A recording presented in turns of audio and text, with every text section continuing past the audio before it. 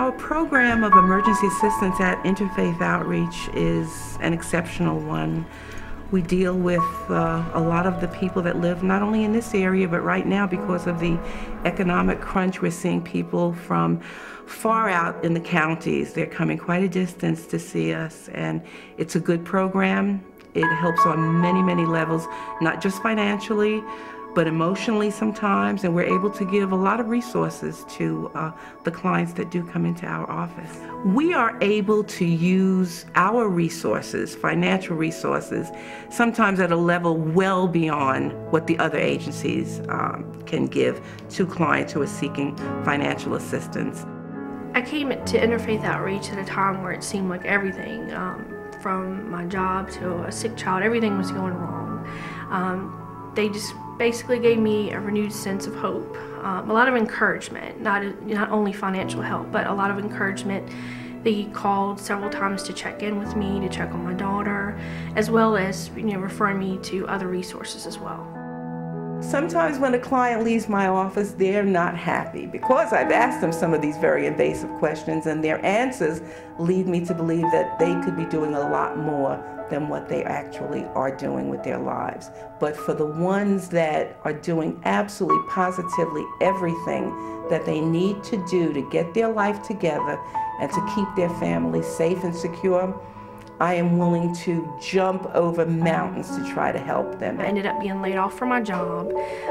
Bills, they kept getting behind. I had a daughter that became ill, and so I had several things all happen all at once. So I was able to come to Interfaith, and they gave me more than enough help, not only with my light bill, but available resources. I was able to get Pediasure, which was very, very expensive. They were able to make several phone calls, as well as just keeping in touch and just letting me know that they were there, that they cared. And that made the biggest difference, to have that encouragement, because I was at a time where I just felt like nothing was going right in my life. Interfaith Outreach Association has a wonderful furniture and furnishings program. Anything that you would want in your home is hopefully in our warehouse and is ready for our clients. The clients that come to us for furniture go through our interview process just like they would for anything else, through cutoff on a utility or whatever. And we go through that screening process, and then we go from there and do the home visit. And we assess the needs. They tell us what their need is, but then we go and see if they may need less, or in most cases, they need a whole lot more.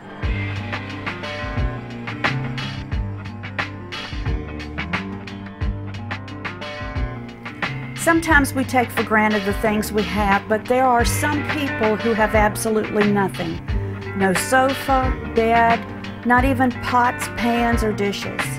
Some are in the situation because of bad decisions, but there are also those who are victims of a fire or a domestic violence situation. We're not here to just give furniture. We're giving them a new life, another chance. We're giving them hope. I'm thankful for the people that give to Interfaith, because like I said, they can help people that don't have a way or see no other way of getting things that they need, and those people enable Interfaith to do what they do.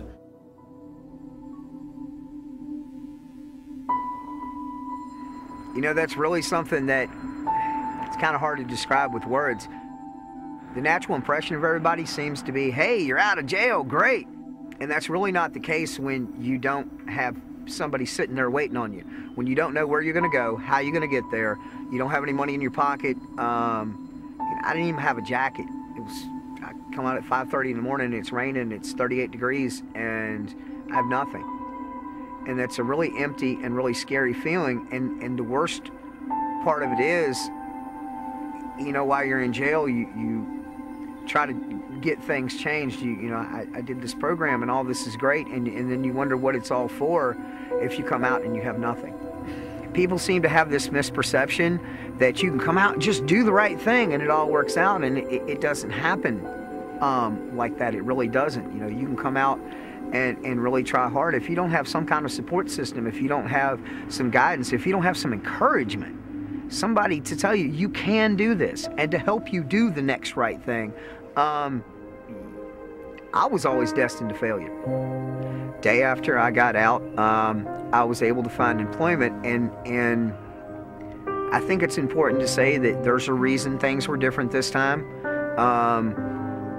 I started during the period that I was incarcerated, making some different choices, getting involved in some different programs that were offered, which, by the way, are very few and far between. Jail is not really set up to help rehabilitate you. You really have to work for it. It'd be foolish for us to believe that every person that takes our life skill classes is going to miraculously change their life. But for many, it's a start. It's a brand new way of thinking about their God, about their life, about the problems that they will face. And to me, it builds confidence and promotes hope that when they are released, they can live life differently. Interfaith Outreach's Life Skills program was really a godsend. It was something that enabled me to get a positive frame of mind and to get some practical applications for some of the spiritual principles that I'd been learning. And I also, to some degree, felt like I had a level of accountability. You know, I'd made some promises, I'd made some commitments through the 12 weeks that I went to this class, and it was time for Chris to do something different and follow through on what he said he was going to do. And I had a warm breathing body there saying, okay, we've given you the tools, what are you going to do with them? And to be supportive of me as I put those tools to use and started to change my life. For everyone who's incarcerated, there is a mom or dad, a brother or sister. There are children that are left behind when one is incarcerated. So it affects our community at large in many ways. Awesome thing about it to me is, okay, here's some knowledge and here's how I can actually use it to change my life. So, you know, not only am I happy, am I gainfully employed, I'm moving further and further towards complete independence. But I guess also I'm proud of myself for the first time since I was probably about 8.